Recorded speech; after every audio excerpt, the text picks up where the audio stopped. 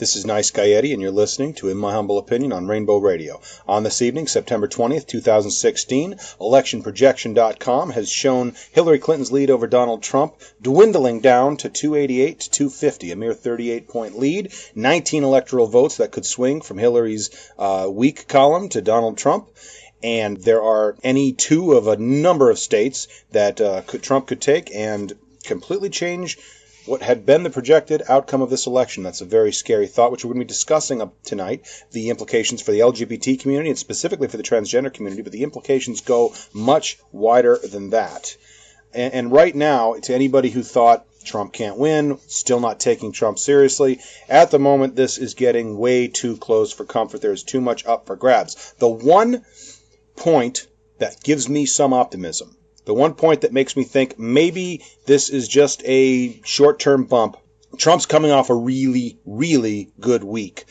Clinton, of course, this all started with the health scare. Clinton collapsed during the 9/11 commemorative ceremonies. It turned out to be walking pneumonia. She was dehydrated, etc. But, you know, they made a lot of hay out of it. Trump himself did not, but his surrogates certainly did. And he has said before, you know, talking about her stamina and whatnot. And it's all bullshit, but it hit the news cycles, and she had to take about a week off of campaigning right in the middle of crunch time. So he's basically been able to campaign unanswered for a better part of a week there. And in addition, of course, there was the bombings in New York and New Jersey this past week. Now, in the past, terrorist attacks have not necessarily helped Donald Trump. If you look at the attacks in Paris, if you look at the shooting in Orlando, basically, if anything, it was a wash for Clinton, or she actually improved. The one exception, there was a bombing that happened the same week as the Republican National Convention. Trump got a bump that week, but hard to say what it was. But, I mean, let's face it. You know, there's a terrorist attack. And the Republicans have been appealing to that xenophobia, to that Islamophobia, to that fear. This is going to be effective. They can spin that however they want. They're not the incumbent. They're not the ones that anybody is... Well, Trump certainly is not the ones that anyone is going to point a finger at. But I think it's very telling. And this is why I caution people to take a serious look at both candidates and to consider Trump very dangerous. When you look at their responses to this, you look at what Trump said. Trump said, I don't know what's going on. Nobody knows what's going on. But I got to tell you, oh my God, it's crazy and we're going to get tough on this. And I'm going by memory, of course, but I guarantee you, go ahead and fact check me on that. That's pretty close to his response. Inane babbling about getting tough right after saying we have no idea what happened. But damn it, we're going to get tough about it, even though we don't even know what it is. Now, Hillary Clinton's response was much more measured. It was, we are going to continue to support the investigators. We are going to find out what happened. We are going to trace the explosives back to the perpetrators, and we are going to, you know, et cetera, et cetera. In other words, it was an intelligent response. We're going to find out what's going on. But here's the contrast here, and this is where you have to decide who you really want to come in the country. Here's how the responses came off. Donald Trump's response was dumb, but strong. Hillary Clinton's response was intelligent, but came off as weak. And I know who I want to vote for, but I will tell you, historically speaking, dumb and strong beats weak and intelligent every time in American politics. And it's the cause of a lot of our problems. It really is. But it sells a lot more. It grows. It carries a lot more legs. People can say Trump will get tough on terrorism, but nobody can say Hillary Clinton will investigate and support the investigators and try to find. You see how that doesn't quite roll off the tongue. There's no strength to it. There's no zip to it. And again, I know who I want running the country. The intelligent one who's actually going to find out what the hell's going on before deciding what they're going to do. You know, this is Bush Redux. I mean, he decided he was going to invade Iraq even before 9/11 happened. So, I mean, again, we've seen this before. What happens when dumb people don't have all the information or are willing to lie to America about what's going on. Okay? Immediately his surrogates were trying to paint this guy as a Syrian refugee, as an illegal immigrant. He was neither of these things. He was a naturalized U.S. citizen. Guess what? Things happen. That sounds callous. It certainly sounds callous to victims. Okay? But things happen. And guess what? No president's going to stop everything. And as for Trump's tough talk, how do we get tough exactly? What do we bar Muslims from coming in, we bomb the shit out of them, we continue to attack them at home, and that does what? They hate us less then? They want to attack us less than? Is that the idea? Because, God, I think it was Harvard University did a study that shows that when you bomb the shit out of people, they don't like you very much. It's an amazing conclusion, isn't it? But this goes back to the type of character that we are voting for. And I'm not talking about moral character. I am talking about moral character. I'm talking about judgment. I'm talking about basic judgment and reaction to a situation. And Trump, in every time that he's presented with these things, shows that he can't handle it. He blah blah blah. I don't know what's going on. We got to figure this out. Blah. We all know what's going on. We figured it out. We have agencies and investigators that are figuring this out. We caught the guy in like 2 days, and this isn't the first time. Okay, we know what's going on. You don't know what's going on. But again, typical of a conservative, he doesn't know what's going on, therefore he assumes nobody else does either. Never, of course, considering the possibility that he is just a complete imbecile. Anyway, joining me tonight is Brynn Tannehill. She's returning to the show. We had her on earlier this year. She's been writing for HuffPo, and we are going to talk a little bit about what the outlook might be for the LGBT and transgender communities under a Donald Trump presidency. Brynn, welcome back. Hi, thank you. So, Trump, what's going on here?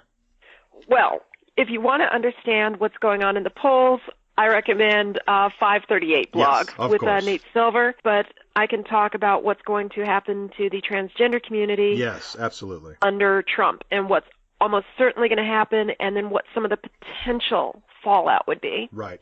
And and there are some assumptions that go into this analysis that you've been kind of piecing together and writing on your own page.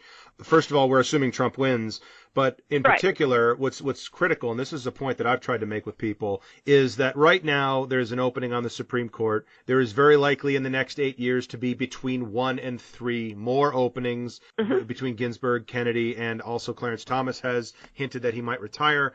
So the Supreme Court is completely up for grabs in the next 8 years in a way that it just hasn't been in generations. Exactly. And that is really the scary part about a lot of this. So let's talk about some of the things that a conservative court and that some of these conservative state legislatures would do. So the Supreme Court's got a couple of things coming up that are probably going to end up with a circuit court split, which means they're probably going to end up seeing a case. Okay. And several of them have direct applications to the transgender community, one of which is whether or not the definition of sex in terms of Title VII of the 1964 Civil Rights Act and Title IX apply to transgender people. And put simply, are transgender people protected by laws that protect against discrimination on the basis of sex? Right. And at the heart of it is whether or not discriminating against transgender people is discriminating on the basis of sex stereotypes, because transgender people don't behave stereotypically like someone of their birth sex. Right. And right now we already have existing circuit court splits. In the 7th and 10th Circuits ruling against trans people, and most of the rest ruling for. But now we've got the Gavin Grimm case coming up. Mm-hmm. We've got the Texas case coming up. We've got cases probably in the 6th Circuit that are asking this again. And the Supreme Court eventually, probably will decide in 2018, maybe 2019, whether or not transgender people are indeed protected by laws protecting against discrimination on the basis of sex. If we lose that, if we do not have that protection, that means that everything that we have right now at a federal level pretty much goes away except the Violence Against Women Act, which is the only federal law that explicitly includes gender identity in its protections. So that's going to be devastating to the transgender community. It also means that when considering things that impact the laws and policies that impact the transgender community, will only be considered on the basis of rational basis scrutiny, which is the lowest level of scrutiny, which is to say that as long as the government has some rational basis for why it passes a law or has a policy in place, okay, fine. Right, and let's be clear, by rational basis, this does not really mean scientific validity. This really doesn't mean this is subject entirely to the whims of a judge, basically. Exactly. It's a very it comes low down to level of...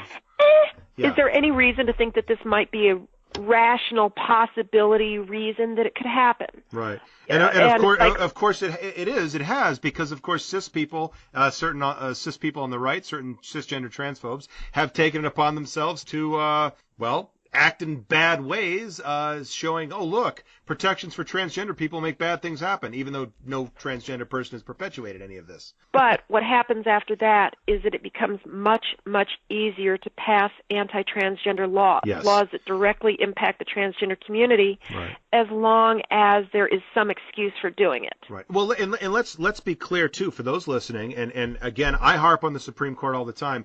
Would you happen to know the ideological makeup of the courts that split one way or the other? Right now, it's 4-4. Uh-huh. And are these mainly conservatives lining up on one side, liberals lining up on another? Absolutely. It turned out to be really, really predictable. Yeah. When you look at a circuit court, you can almost always tell which way a justice is going to fall out on trans issues based on whether or not they were nominated by Clinton, Bush, or Obama, or Reagan. There's a few Bush 41s and Reagan appointees still out there, right, but not many. Right. So, I mean, again, folks, when I say I want a Democrat appointing the next Supreme Court justices, as many as 4 in the next 8 years is not inconceivable. There's a basis for this, folks. There's a reason I'm saying this. So let's talk about what happens next. Well, okay, there's one other set of cases that's probably coming up next. There's a case in Michigan of a transgender woman who came out and was fired by her employer, who owns a funeral home. Right. And it went to court, and the Sixth Circuit has already ruled that transgender people are protected on the basis of sex way back in 2004 and 2006 and two other cases. I actually have a show coming up with the person involved in that decision, I believe. Which one, Smith or Barnes? Sorry, that was Glenn v. Brumby, actually. It was a circuit decision, not a Supreme Court decision. My mistake. Anyway, there was Smith versus City of Salem and Barnes versus City of Cincinnati.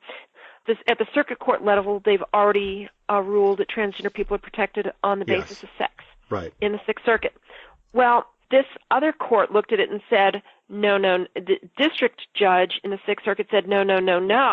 RFRA overrides, Religious Freedom Restoration Act overrides Title VII in the 1964 Civil Rights Act for anyone who's protected by intermediate scrutiny, which means that businesses, because of Hobby Lobby, can now proceed to ignore the 1964 Civil Rights Act if they're acting on sincerely held religious beliefs.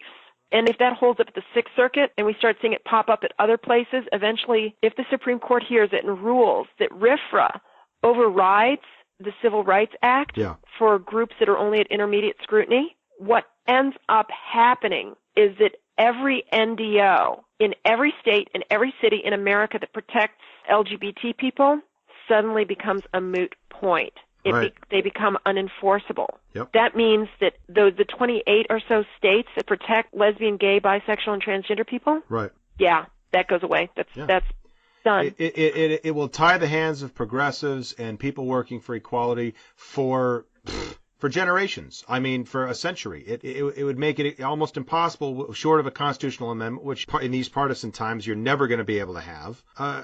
And here's where it gets worse. Oh, God. Where it gets worse than that.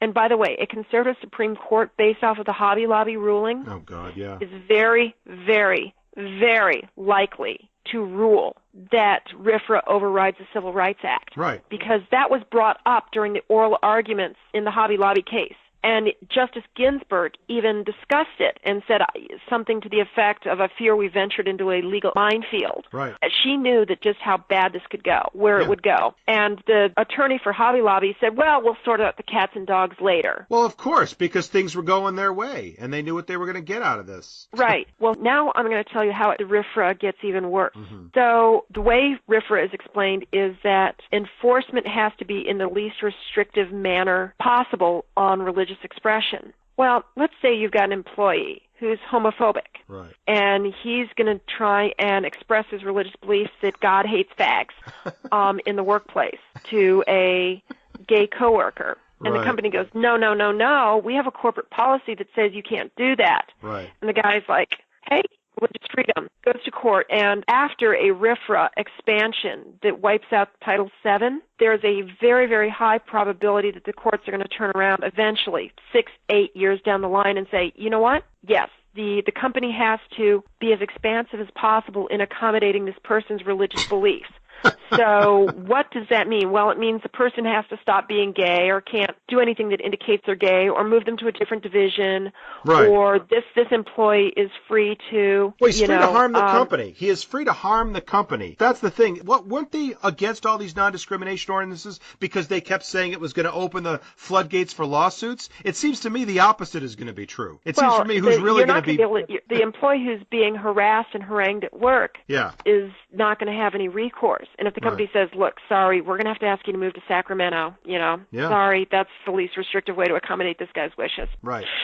I mean, it's a way of family. You're going. It is a way of accommodating the First Amendment that I just can't imagine the founding fathers they'd be rolling in their graves to see that. God. But did I mention it gets even worse? Why do I get the feeling you'd be saying that a lot? So where it goes from there is that once it's been expanded to that level, LGBT people will never find a safe workplace again. Because it means as long as you have so much as one person in the workplace who really hates LGBT people, they're going to be able to harass them out of the office. Right. Now, part of you is going like, okay, yeah, this sounds really crazy and far out there and fringy. And I can tell you, no. This is a very mainstream goal of the Ted Cruz Federalist wing of the Republican Party right now. And I can point to you to 2 articles in the Federalist and several at the Blaze that have basically said, oh my God, the EEOC has ruled that using the wrong names and wrong pronouns to transgender people deliberately in the workplace is a form of harassment and discrimination. Well, my religious beliefs say that I can't use this person's name and I can't use the correct pronouns with this person. And they're setting it up. No. And the Alliance Defending Freedom and the Liberty Council are right now shopping for cases where they want to apply RFRA to verbally abusing transgender people in the workplace. So they're looking for impact litigation already. They're encouraging people to set up situations which will allow for an impact litigation case. Unbelievable. So this is not some fever dream. This is something where the biggest name in impact litigation against LGBT people in the name of religious freedom is already shopping for cases. Right. I mean, judges matter at every level, but particularly at the Supreme Court, but really at every level. And these fights are going to continue. You're right. They could lose everything. And you start losing that. I mean, and again, if anybody out there, I don't know that many of my listeners, but if anyone's out there saying, well, I'm not LGBT, what does that affect me? Again, it will affect you because it will affect women. It will affect religious minorities because, believe me, once they start accommodating quote unquote religion, it's only going to be Christianity that's that is accommodated. Well, there's only 3 things that have strict scrutiny, really, generally. Right. Race, national origin, and religion. Those get strict scrutiny in terms of classes of people. Yeah, but religion, though, if we're setting religion against non-belief, that same judge who's willing to do that would be willing to put Christianity above, say, Islam, for example. Quite if it goes possibly. To court. I mean, that's the mentality. I can't. It's tougher to comment on cases that aren't getting lined up already. True, fair enough. So let's talk about where this goes. Given a framework where you can pass anti-trans laws with impunity as long as there's some marginally rational basis for them, where Title VII and Title IX no longer apply, that there are no protections, and that RFRA rules supreme, right? And let's also talk about what the stated goals of the Family Research Council are for the transgender population. Yes. And by the way, Trump just gave Tony Perkins $100,000 in Louisiana for his church. Yeah, but let's talk about what Hillary felt about gay marriage 20 years ago. That's relevant, I'm sure. So there's 5 goals of the Family Research Council, and let's see if I can name them all. They want no recognition of gender changes, which means you can never change your gender markers, and they probably would be against people changing their names when they transition. They're against any federal or state or government money ever going towards providing medical care to transgender people. They're against transgender people in the military. They are against them having access to public accommodations, and they're against all non-discrimination ordinances. Right. With the two cases I described, one which strikes down Title 7 and 9 protections, right, and one which expands RFRA, both businesses and individuals, maybe three cases, that last one might take two. Mm-hmm. You can do pretty much anything you want to the transgender community in terms of being able to drive them underground, which includes, at a policy level, the federal government could do things like revoke passports where people have gotten their gender marker changed. You could have special markers for transgender people on their passports, and that would be entirely legal. On their driver's license? I mean, it doesn't have to just be that. On their driver's licenses, yeah. Or you could make it so that you can't change gender markers on driver's licenses, that you can't get a government ID with your correct gender. Even if you're completely passable and post-surgical, what you could see is you could see all kinds of dirty tricks to try and force transgender people out of federal service and out of jobs contracting with the federal government, out of the military. And that one's really, really easy. Executive orders and revoking security clearances can easily be done in the name of national security. Yeah. You can bar transgender people from bathrooms if we lose those court cases, both state and federal and private bathrooms, even ones that are owned by secular corporations. Mm-hmm. You could do that as well. At that point, you're talking about transgender people won't be able to vote because they can't get an accurate ID. They're going to have a hard time driving. They're not going to be able to get jobs with most agencies because they won't be able to hold a clearance or they won't be able to get an accurate ID. You can start weeding transgender people out of medical professions by invoking, if you've ever been diagnosed with a psychosexual mental illness under the DSM-IV, which used to classify gender identity disorder under psychosexual illnesses. You can start playing all these different kinds of games to make it nearly impossible as a transgender person to either find employment, vote, drive, get a clearance, get credit. And if you do manage to get a job, there's going to be a coworker there who's probably going to make your life a living hell, and the company can do nothing about it. Right. So for transgender people, you can't use a bathroom anywhere except your own home. Which, how long can you own a home? Oh, and by the way, now let's talk about schools. You can force transgender people out of schools, too. Out of schools? Yeah. Okay, absolutely. How does that work? Well, what could be done is they already tried this in South Dakota, where basically you force transgender students to only use gender-neutral bathrooms or ones that are on their birth certificate, right. But you provide legal cover for administration to determine what adequate facilities are. Right. And that allows administrators who just don't want to deal with transgender students turn around and say, you know, we have no adequate facilities for you here. Right. We cannot provide you an education. So you can use the boys' bathroom or you can stay home and get homeschooled. Sorry, that's all we've got. Unbelievable. So, and if you turn around, it's like, no, you're denying an education. It's like, no, there's actually a law that says, one, this is a class of people that isn't protected, and two, this decision is a protected decision if they don't. And backing this up is the At City versus Utah Transit Authority, where they fired a trans employee, and their excuse was, we don't have the ability to provide adequate bathroom facilities to this person, therefore they're fired. And the court said, yep, okay. Transgender people are only protected by rational basis scrutiny. Yes, valid. And at the moment, Title 7 and 9, but that is something that is going to be up for... Well, not in the 10th Circuit. The 10th Circuit is one of the two where it's... 10th and 7th Circuits where it's only rational basis. And that's something people have to understand, is when you have these splits, the case eventually goes in front of the Supreme Court. And in the case of a tie... If anyone's saying, well, you know, they won't rule against it, might be a tie. In the case of a tie, the law is upheld. So you have to win if you want to strike down the law. And we're trying to strike down, okay, yes, they're trying to strike down non-discrimination ordinance. We're trying to strike down RFRAs. I mean, yeah. So are you familiar with stare decisis? Absolutely. Okay. What that is basically courts can't overrule that they are supposed to give deference to a previous ruling. Right. So let's say you get a bad ruling. There's got to be something really, really important that happens to make them decide, okay, we got this wrong. Yeah. An example of this would be back in 1983, Bowers v. Hardwick, when the court upheld anti-sodomy laws. Right. And that wasn't overturned for 21 years until Lawrence versus Texas, I think. Right. In 2004. When society had moved so far beyond that, the law was an embarrassment. I mean, it was ridiculous by then. And but you know what? To be fair, though, that's not like the Roberts Court has given a shit about past president. I mean, let's look at Citizens United. I mean, that struck down half a century's worth of campaign finance precedents. So, well, Citizens United turned into Hobby Lobby is probably going to turn into the RFRA case that ends up overturning the Civil Rights Act, which is just terrifying. Yeah, and that's what's at stake. That's why this is so important, and I hope people are listening. Here's the other thing, too. Plessy versus Ferguson. Yes. Do you know how many years it took to overturn that? 75. Jesus Christ. So here's the thing. If we get two or three bad rulings against the transgender community now, with Title VII, Title IX, you won't see them overturned in your lifetime. Expanding RFRAs to overturn the Civil Rights Act and expanding it to employees at companies, there will not be a trans person alive when this is righted. Yeah. No one alive today will see this in their lifetime fixed. No one alive now will see it fixed. Right. Because it's going to take 3 overturnings. Yeah. And this is Oh, and by the way, if you're expecting the Congress to do anything about this, just keep in mind that most of the state legislatures are so heavily Republican that they get to write the congressional districts in 2020, which means 2020 is going to be gerrymandered. There is not a prayer of a Democratic House until the year 2033. Okay? So let's just understand here.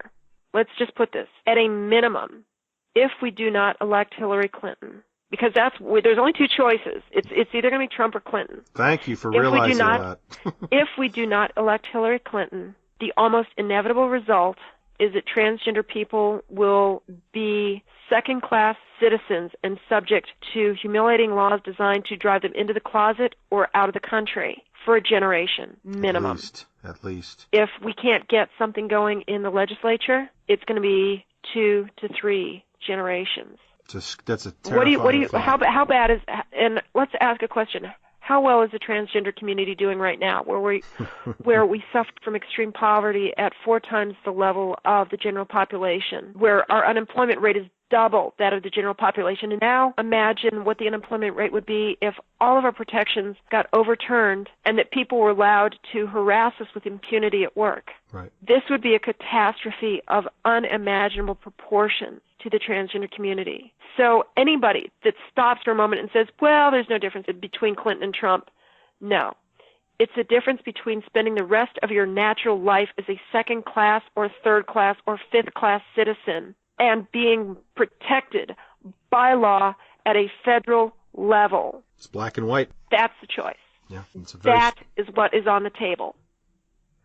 Black and white, day and night, simple as that. Right, no question. Brutal. I know, and what is so scary to me, and this started this whole campaign last year. Whenever I've weighed in on it, the Supreme Court has always been my top 9 issues. Period. Those are the only 9 things I care about are the Supreme Court. And you know, for the longest time, we've basically had a lot of 5-4 decisions with very predictable splits, especially on social, on anything that's vaguely related to a social issue, issues of equality, non-discrimination, etc.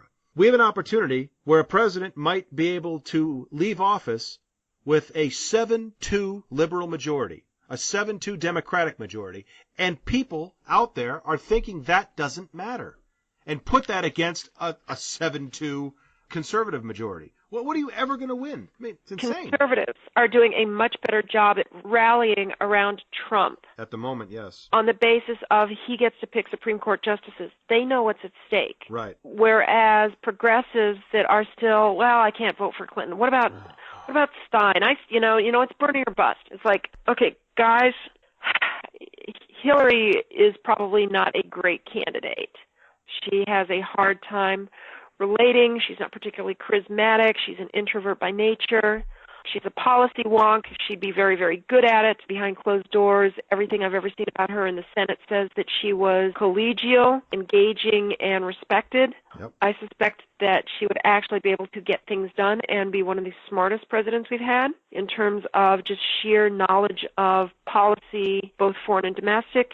But she's hard to like, truthfully. And there are legitimate criticisms of some of her policies. But the thing is, any of her policies are going to last 4 to 8 years. Justices last 20 to 30, okay? And the rulings last up to 75. Yes, and that is... V. Ferguson. Anybody who thinks, if we elect Hillary, it's all over for what? For the great communist revolution? No. It's not. It's over if you elect Trump, because that will cement the conservatives in power on the eve that they're about to lose it almost forever. So and they know have you ever heard of Korematsu versus United States? Refresh my memory. So Korematsu was the case in 1944 that decided that, yes, the U.S. Navy absolutely had the right to intern Japanese Americans in the interest of national security, Yes. keeping in mind that national origin deserves strict scrutiny. Korematsu versus United States has never been overturned. Right. 75 years later. I'm sorry, 72 years later, Yep. where it gets even scarier. 50% of Trump supporters in Iowa, when polled, thought that the U.S. made the right decision in interning Japanese Americans. So what I'm going to say here is, do court decisions matter? Oh, hell yes. Almost nothing else does. Do we want people who think that interning Japanese Americans was a good idea running the country with a court that's going to say, okie dokie, is a good idea for America? Is a good idea for our future? Is a good idea in the sense of, are we going to do stupid shit that we're going to regret? The regrets will go on and on and on. Right. And be a national embarrassment for generations. And here's the thing. What do you think is going to happen to the transgender population if a lot of these laws get passed, if we lose all our protections, if it becomes nearly impossible to function? Are we going to run to Canada? What's going to happen when we no longer have protections even in blue states? Yeah. What's going to happen when transgender people can no longer get passports to get out of the country because the laws prevent them from getting jobs, getting ID, using bathrooms, and that if we do get passports, we've got to have a marker on them that identifies us as trans. Or as a gender that you don't appear as, which would certainly get asked questions at borders. Which means the possibility of a trans refugee crisis for Canada is a theoretical possibility. And the alternative is too grim to think about. That even a conservative Supreme Court wouldn't sign off on that. But driving a population underground, we've been good with that in the past. Yep. Nothing. We can't go back to it. Right. And I don't know. When I heard Trump's speech at the convention, I mean, first of all, let me summarize it. You should be afraid, very afraid, of everybody who's not like me, and only I can save you. Now that's basically what his speech was. But he talks about LGBT protections, and all I could think of is like, oh, we'll establish a safe area over here where they can go and no one will bother them. And I'm thinking there's a word for that. The word is ghetto. That's what the word is, and we've done that to other populations. Who lives in the ghetto? You know, I mean, we've done this. We've practiced this. We're one nation, one people, one leader can save us. Ein Reich, ein Volk, ein Völker. Well, I was paraphrasing, but yeah, no, I mean, it is ridiculous. It's like Trump has been, and not him personally, okay, to be fair, but obviously the people that he is rallying, the dog whistles he is blowing, the sentiment that he is pandering to. I'm sorry, Godwin's law is looking like Swiss cheese right now. I mean, it's well, if you look at the alt-right that's flocking to him, yeah, white supremacists. You know, and the sad thing is that I know that there's plenty of Trump supporters who are voting for him just because they hate Hillary. Yep. God knows, my parents are among that number. Oh, God. And there are some who, let's face it, we're going to vote for a Republican anyway, no matter who, because there are people like that. There are partisan people. But, yeah, I mean, this idea that you hate Hillary enough that you're going to literally destroy all of the ideals that you hold, which are the reasons you hate Hillary, assuming you're on the left. There's a lot of people that just hate Hillary so much that they believe that America would be destroyed under Hillary. That, you know, we're going to lose a war with Russia and end up all speaking Chinese, and our guns are going to get taken away, and we're going to end up, you know, in ditches eating boiled grass clippings and crickets like North Korean villagers. I've heard that before, but usually it's about the right when they're talking about a Democrat, not the left when they're talking about a Democrat. And that's what's that's what a lot of right wingers think is going to happen if we elect Hillary. But it's a lot.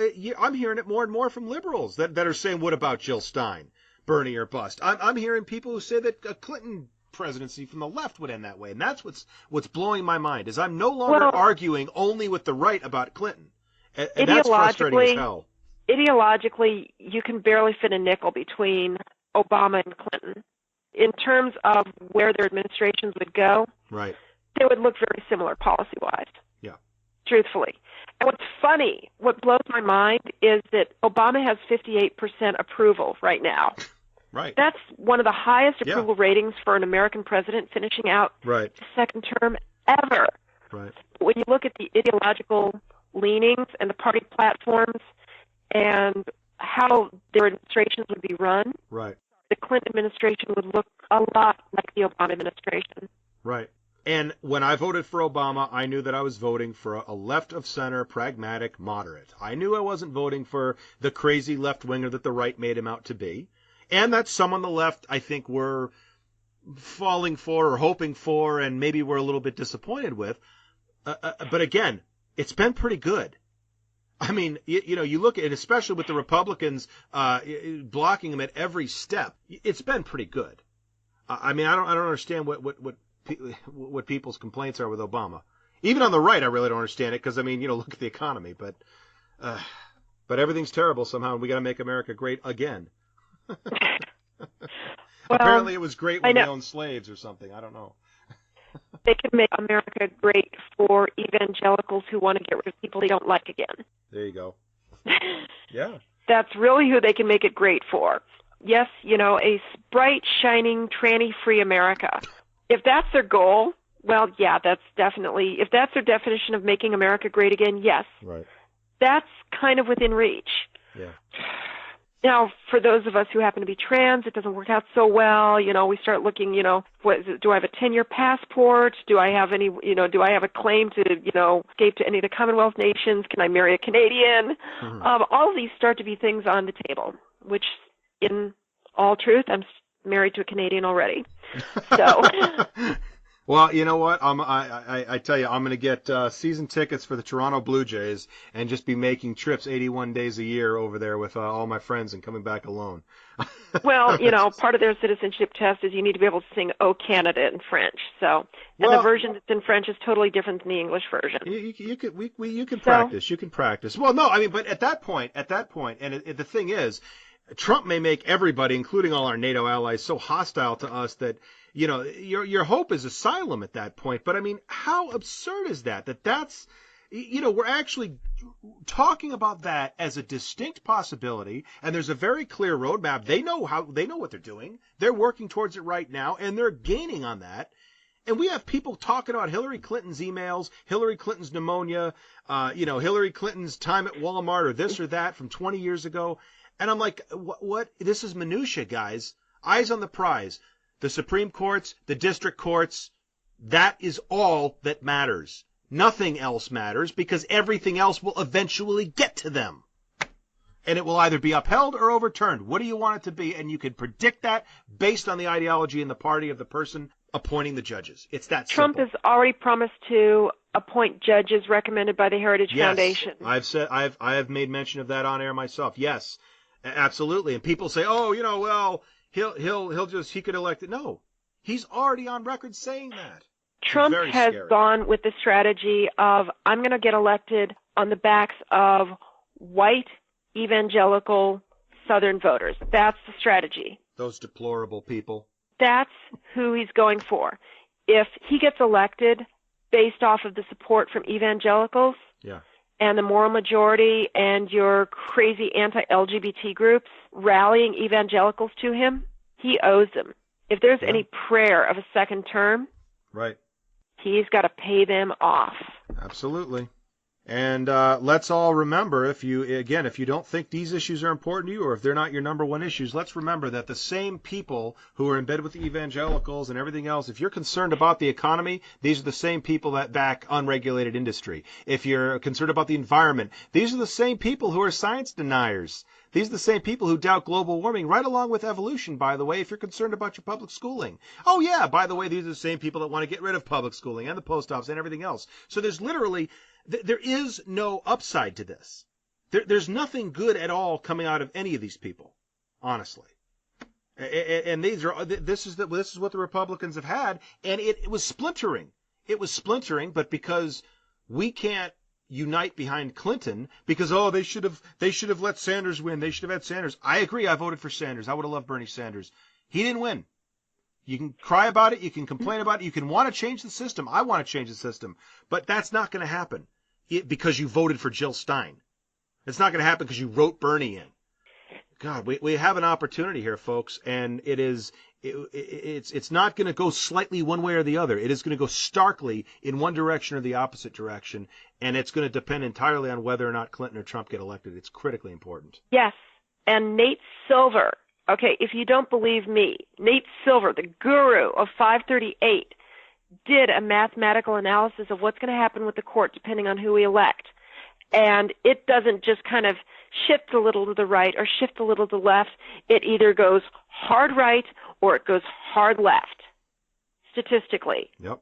There's no in between. And the variance on this is almost nil. Well, you just look at the Supreme Court. You got a 4-4 split and potentially in the next 8 years up to 4 open seats. Do the math, folks. With 2 on each side open. I mean, do the math. And, by the way, we have the 2, if not 3 most important cases ever deciding the status of transgender Americans. Yeah. The time is now. The time is right now. And by the way, if you doubt that Trump will back up his agreement to appoint judges picked by the Heritage Foundation, let's look at the very first appointment that he accepted. Mike Pence as VP. The second most despicable governor in terms of LGBT rights in the country right now.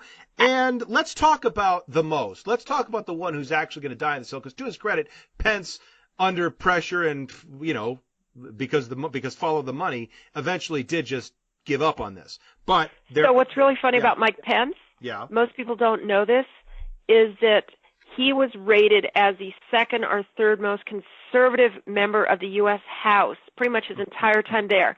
He was to the right of screwy Louis Gohmert and Michelle Bachmann. That's how far right he was. He's just slightly more articulate than those two morons, and thus people think, oh, look, he can influence, he can speak, yes, he's going to use his powers for evil. Haven't you figured that out yet, people? Come on. Oh. It's scary. So, it's terrifying, and people are still quibbling about Clinton's minor flaws. It is insane to me. But hang on this, though. While we still have some time left, let's talk about, because this is another thing that's going on. Let's talk about the other law that's going to be challenged, and that is in North Carolina under McCrory, because he's apparently going to die on this hill, as we were speaking about a bit before that. Tell me about the NCAA and about McCrory in North Carolina in that situation. Okay. Your take on that. So what's going on right now is that the NCAA has pulled most of the championship games that the NCAA is hosting there out of North Carolina over HB2. And they listed 4 or 5 different reasons, all of which are valid. And this is going to cost North Carolina a lot of money, a lot of prestige. And it already has. There are other companies and other events that have already pulled out. So this is well, the way the Washington billions. Post described it was this just went nuclear. Yeah. And what ended up happening is the North Carolina GOP spokesperson, who used to work for a bunch of anti-LGBT religious organizations, released a press statement that basically accused the NCAA of being politically correct ninnies who are going to end all women's teams in college sports, who are going to destroy gender-segregated bathrooms, and are going to get women and children raped and murdered like it's Baylor University, and that the NCAA doesn't care about women. Now, Brynn, let me ask you something. Why do you want all that terrible stuff to happen to people? Why are you transgender people so awful and want all of this terrible stuff to happen? Well, here's something you didn't know, is that transgenderism is caused by demonic possession. I did not know that. I thank you for letting me know that. So, all right, so this is a war on the Bible as well. Okay. No, we're joking, people. We're joking. Which actually this is joking. This has actually been accused, but I'm an atheist, so obviously no. We can rule out demonic possession. We already know you were sent by the devil then, so was I. All right.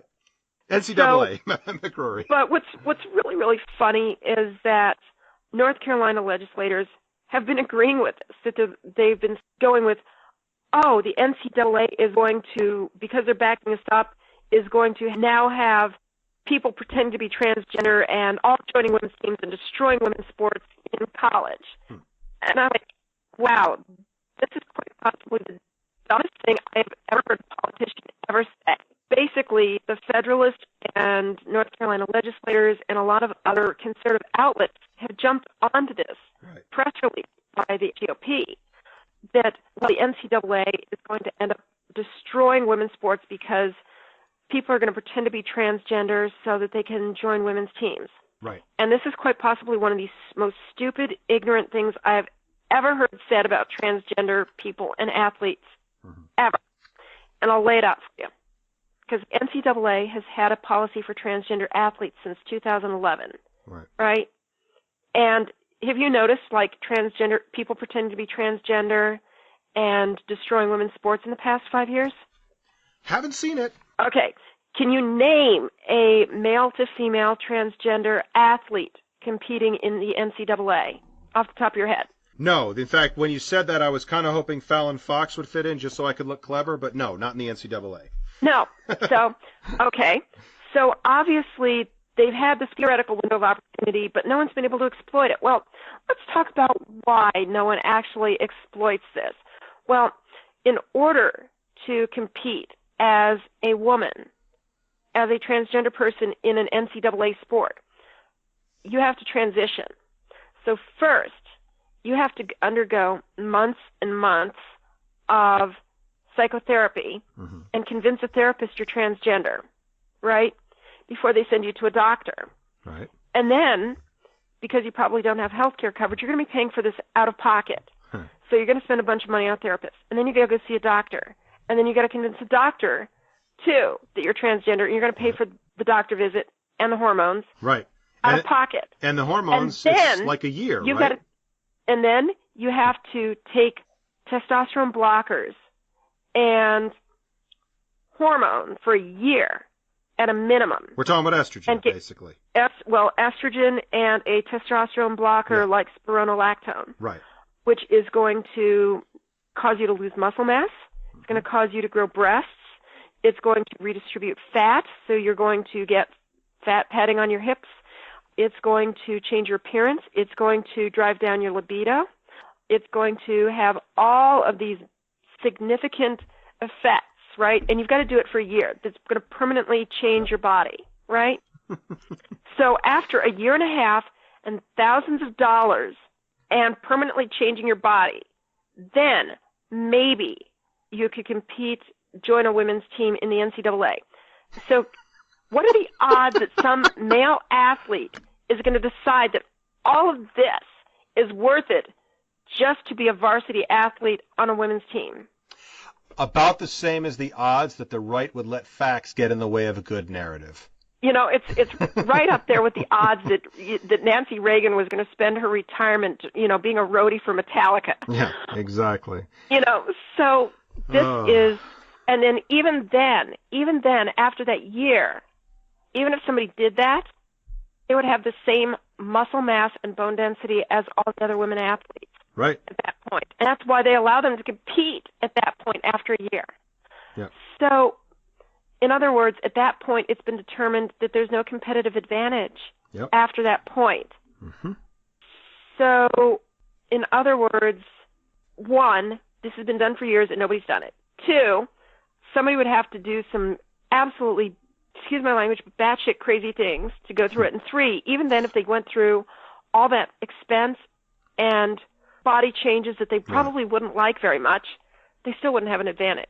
And just to be clear, batshit crazy things because they're not trans, because this is not something that a cis person would do. From any cis person's perspective, yes, this is not something most people are going to find rational. No, and go figure that nobody has. A cisgender person would find these bodily changes absolutely horrifying. Actually, they would make you trans. More or less. Well, no, you still wouldn't be trans because you don't identify as that gender. You would experience the dysphoria or something like that. You get some peek into what's going on, but you're doing it to yourself. You would be a man with a severe case of gynecomastia. Yeah. I mean, it doesn't even quite sum it up. Yeah. You would be a person who identifies as male who's Yeah. Yeah, I mean, So, I mean, what the entire premise of what they're suggesting is that they would end men and women's teams by allowing transgender people to compete. They already do. And nobody's faking being transgender. nope. Either to use a bathroom or to join a women's team. Nope. But again, like I say, they never do seem to let facts get in the way of a good story. Brynn, thanks so much for coming on. Really appreciate your time, and I do hope you were listening. Thank you very much for having me on. I appreciate it. I want to thank Brynn for coming on the program and sharing those thoughts with us. I hope that people out there were listening and listening very carefully and really considering what they are risking when they talk about third parties, when they talk about writing in Bernie, when they allow their hatred of Hillary Clinton, and I won't even say irrational. I mean, regardless of my opinion, I won't even say that. But when you allow that to cause you to make a decision which makes it more likely that Trump is going to be president, it's a vote for Trump. I hate to say it. I have been accused recently, as early as 2 days ago, of falling for the myth of the two-party system. There's no myth. There's no two-party system. There is no two-party system. We don't have a two-party system. What we have is a first-past-the-post system, which tends to elect people of one or the other party. That's mathematical fact. Okay, and if yes, I understand that that Nader, strictly by the numbers, didn't cost Gore, Florida. I could debate that, but I won't. Instead, I'll use the example of Paul LePage up in Maine. How does a right-wing, jackboot, fascist scumbag like Paul LePage end up becoming a two-term governor of a liberal state like Maine? And it's very simple. Somebody explained this to me the other day. Maine routinely puts up strong third-party candidates. So basically, they're not going to win, and they're going to make sure the Democrats not going to win. And so the worst guy who gets 35% of the vote ends up getting elected to 2 terms. And that is, in fact, how Trump won the Republican nomination in the first place. He didn't get a majority. He won a plurality because the I hate Donald Trump vote was split 18 ways. He whittled it down. They didn't whittle it down fast enough. If the Republicans are united behind 1 or 2 candidates early on, say someone sensible in Ted Cruz, actually the sensible person would have won because Ted Cruz and Donald Trump would have split the idiot vote. Okay, it's simple math, folks. This isn't me propagandizing for the system or anything else. I would have our system changed. I really would. And if you go on to a YouTuber's channel named CGP Grey, he lays out the problem with the way that we elect our politicians, and he suggests better ways that are currently in use in various places in the world, and completely different ways that, have never been tried, but that in theory work a lot better. In any case, look, you're voting for Jill Stein, President Trump will thank you. It's that simple. There is nothing that, and why do I know you're closer to Hillary Clinton? Because I've looked at every way in which Hillary Clinton and Donald Trump are different. A lot of the criticisms of Clinton come from the fact that she is the same as the Republicans, or as moderate Republicans anyway, in a lot of ways. A lot of economic ways. That concerns a lot of people because, of course, wages are an issue. Employment is an issue. Full-time employment is an issue. Debt is an issue. Personal debt, not national debt, but personal debt is an issue. Cost of college, cost of living, housing, all these things are issues. And yes, she is conservative, more conservative economically than the average Democrat. And the average Democrat is more conservative economically than the average liberal and the average millennial and young person want them to be. They don't feel represented. I understand that. And they don't like to hear, well, what do you want, Donald Trump? Here's the problem. If we don't vote for Clinton, if Clinton doesn't win, there is only one possibility. Okay, Jill Stein's not going to win. We all know this. Gary Johnson's not going to win. Nobody's even voting for these people because they think they're going to win. They're voting for them to make a point or to maybe elevate them to the 5% threshold so they can screw up elections for the rest of our lives. And you know what? If you want to vote for Gary Johnson, go right ahead, because you know what? Most of the Gary Johnson voters, if they're actually sensible on the issues, would be Republican voters otherwise. But in any case, but it comes down to the fact, as Brynn said, and as common sense dictates, Clinton or Trump is going to win. Okay? And what do you think will bring about the better world? Well, anyone who still thinks that it's going to be the same, no matter what, has not been paying attention and doesn't really understand the importance of the Supreme Court. Brynn laid it out perfectly. I've been saying it before, but I think she laid it out perfectly because I've been saying I've missed a step.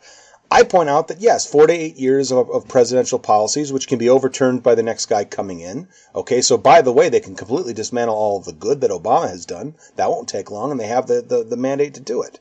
Okay, so kiss your health care goodbye. All right, kiss your union protections goodbye. Kiss and as Brynn laid out, kiss your non-discrimination protections goodbye. All right, 4 to 8 years for a president. And I've often pointed out, though, that when they make judicial appointments, that's 20 or 30 years worth of judicial appointments. Their legacy, that's their legacy. That's what Bill Clinton gave us. Bill Clinton didn't give us any good legislation, and I've made that point before. But what did he give us? Ruth Bader Ginsburg and Stephen Breyer. Okay? And, as bad as George Bush was, what is his legacy now? The Iraq War is over. It's winding down anyway. Yes, the war with ISIS, that's his legacy. But also his legacy is a conservative Supreme Court. Okay? But that can be undone. And the time to undo that is right now. Because not only are you going to get 8 years of Trump and 20 to 30 years of a conservative Supreme Court, but as Brent pointed out, that's 20 or 30 years of really bad precedents. Not just against LGBT people, but more Hobby Lobbies, more Citizens United, more cases against individual freedom in the sense that you and I think of individual freedom, and many cases that settle for individual freedom in the way that the right thinks about it, which is basically saying that the heterosexual, cisgender, white, upper middle class, able-bodied male gets to dictate how everybody else gets to live. That's what they call individual freedom. What I call individual freedom is that you and I get to live the way we choose, and that we don't get somebody else's religion and somebody else's social mores shoved down our throats when, in fact, we are not harming anyone. Okay? That's what I want. And that's what Democratic judges have a history of delivering in terms of their decisions. This is true at the circuits. This is true at the Supreme Court. Okay? And I'm looking at the possibility of a 7-2, by the time the next president leaves office, a 7-2 majority, one way or the other. We could win every case that goes before them, or we could lose every case that goes before them, and it's not going to be close. It's not going to be this 5-4 decision with a swing vote or two in the middle. No. It's going to be open and shut every time with a 7-2 majority.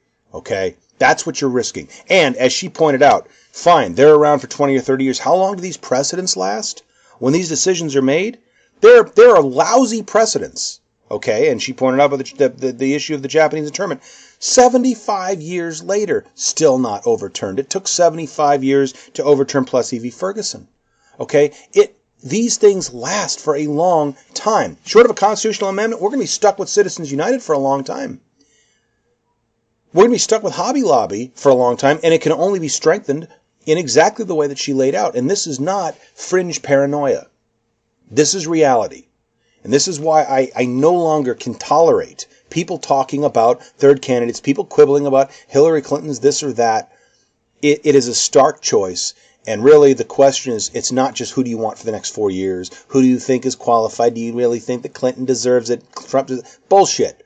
What do you want to be living under for the rest of your natural lives? Okay? For the next 75 years. There's no one alive today who will see these overturned. If Donald Trump wins, and those Heritage Foundation judges start getting a hold of these cases, you will lose everything, and you will not get it back ever. If you have any questions about that or anything else you've heard here this evening, please feel free to email me at niceguy9418@usa.com. You can friend me on Facebook, leave me a message there. I'm there at Eddie Cabot. I have a like page, Nice Guy Eddie. I have a blog, eddiecabot.blogspot.com. You can leave a comment there. You can follow me on Twitter, Nice Guy Eddie Cab, Tumblr, Nice Guy Eddie Cabot. And if you'd like to support IMHO, Rainbow Radio, and the content creators that we have on, you can visit my Patreon at Nice Guy Eddie. Thank you for listening. Think very carefully about how you want to vote. For God's sakes, get out and vote. And keep it tuned to Rainbow Radio.